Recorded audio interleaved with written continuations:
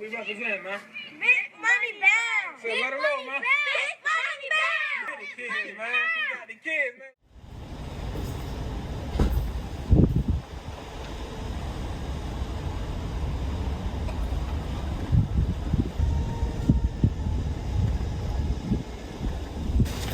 Oh.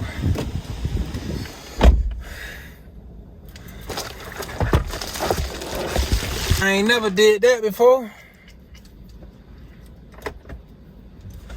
Let me go towards some light. Let me drive towards some light. Let me drive and get some light.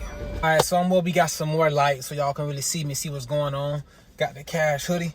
I ain't never did a car talk in my Cash hoodie, man, but I guess it's the first time for everything. And it look like it's about to be a real bad storm out there, man. So even with all that brewing and all that going on, I'm still gonna give y'all this car talk. Last night was my third night in a row. It was my third night in a row working in the ER. I'm like, man, like, they really just gonna keep putting me in the ER every day, 3 days in a row. But like I tell y'all, like, I don't mind the ER because I don't mind the ER when, like, it's busy season. Because when it's busy season, it's guaranteed to be busy on the floors. Like right now, our hospital is busy. It's booming. Summertime is still booming. But the ER, that's 50-50. That's a toss-up. Now, the last 2 shifts, I had good nights, smooth, not a lot of work. So I'm like, eventually I'm going to get a hard night out of these 3.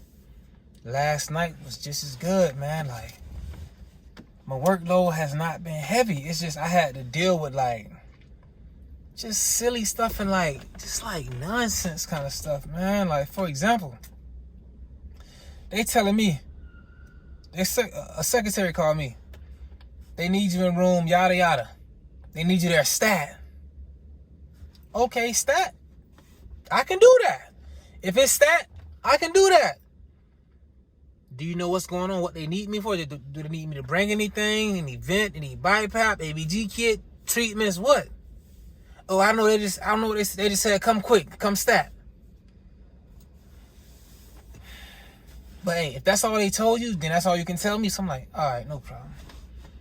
So now I got to go to the room, see what's going on, then go back and leave and come back to the room again to get what I need. I get to the room. It's a patient in the room with a raspy voice and a saturation of 60 with a non-rebreather on. Is this that? To me, no. How would it not be sad if it's saturation is 60% and you... I'm a respiratory therapist, man. I walk in the room. I assess the patient. I saw 60 on the monitor, but I assess the patient. It's a Caucasian person. I ain't gonna say male or female because I don't really feel me. It's a Caucasian individual. If you at 60%, you lacking oxygen, you start to be turning blue no matter what skin tone you were. You would be turning blue with only 60% saturation. You would be lacking so much oxygen. That's not the fact.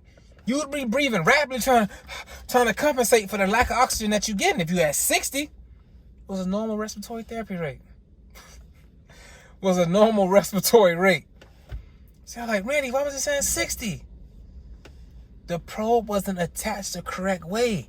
They going off the monitor screaming like, come quick. The patient is fine. I'm like, that's not a stat situation.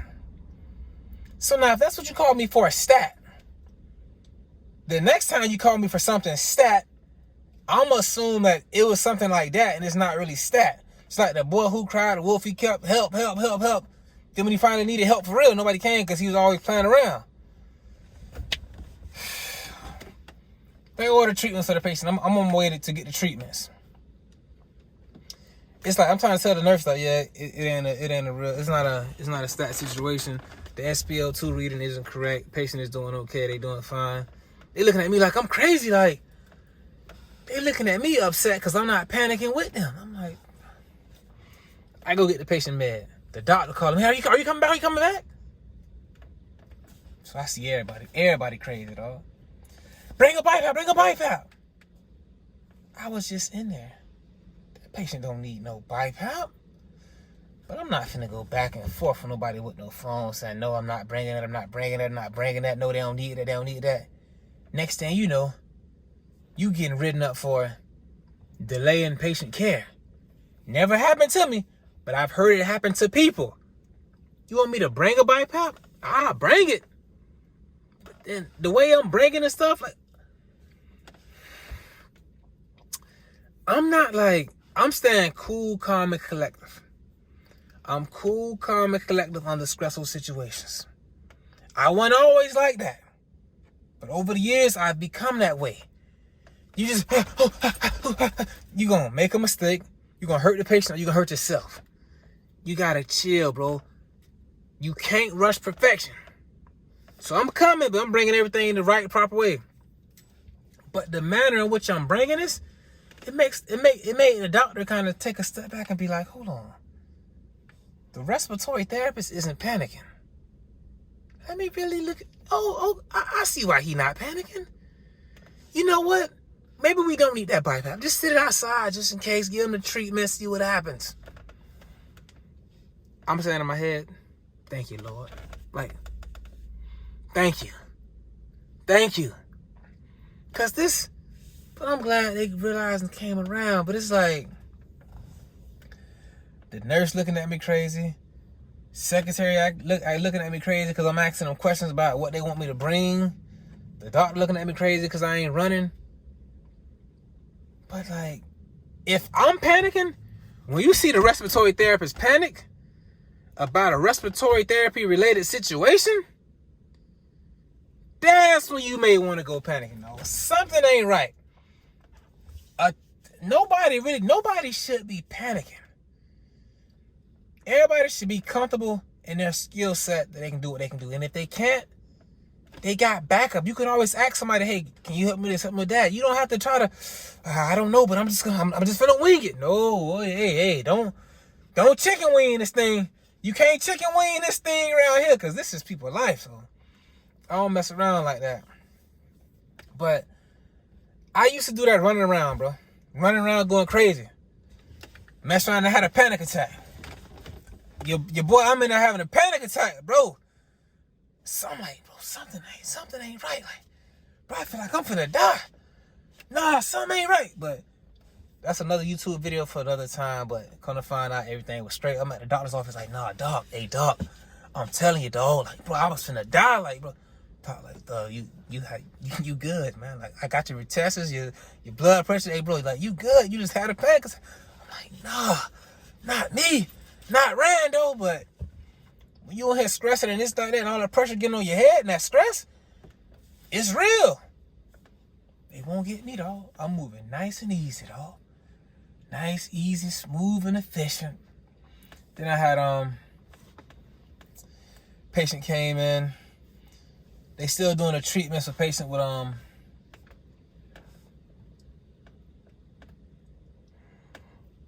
sorry, man. It's my third night in a row. Y'all forgive me, but they're still doing a COVID test, and I'm still waiting for the results before I give a patient a breathing treatment. They had somebody scheduled for a breathing treatment. It was COVID positive. We don't give treatments to COVID positive patients because the aerosolized particles goes in the air, and it's more of a chance that you spreading COVID. So we just gotta keep following them rules. I can't do it. Now, it's some respiratory therapists that saying they give everybody the treatment and just keep their mask on. Hey, each his own. I got a pregnant lady at home. My wifey, Joey Joe, I can't play like I gotta be out. Lord, hey man, hey, I can't risk that. No, I can't do that. So, nah. But besides that, like, last night was cool. I had a patient that came in, respiratory distress, put them on BiPAP because they needed BiPAP. Put the correct settings on there. Drew the ABG 30 minutes later. ABG was normal. Oxygen was too high. Turned the FiO2 down on the BiPAP. Was gonna take the patient off of the BiPAP, but the patient's respiratory therapy rate.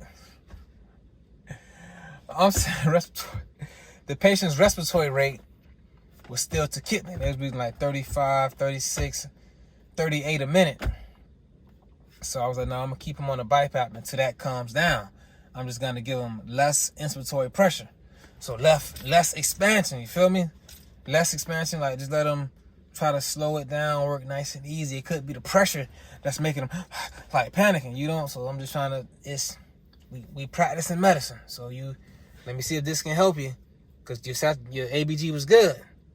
Okay, I turn this here down. You go up to 45, let me turn that back.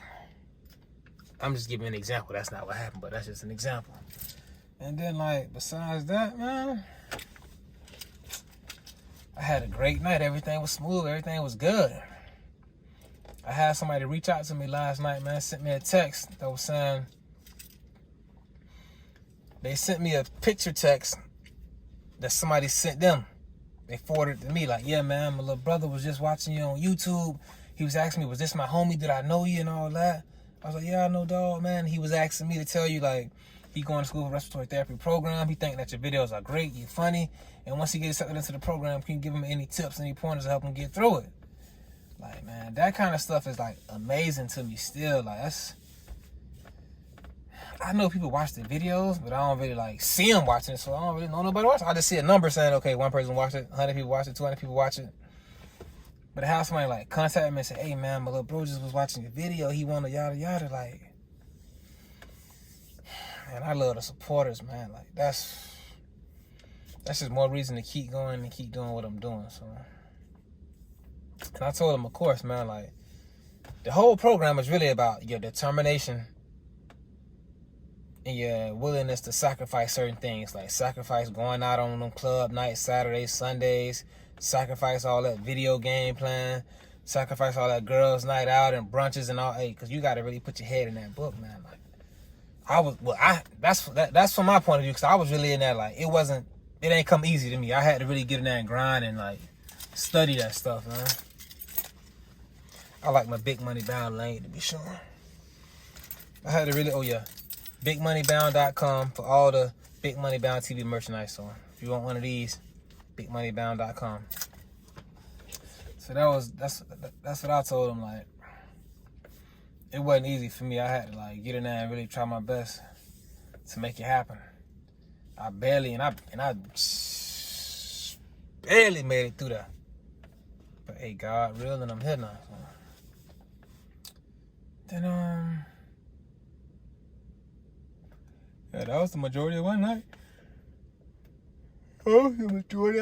Man. Like, I'm so blessed. I had the ER 3 nights in a row, and all 3 nights were great nights.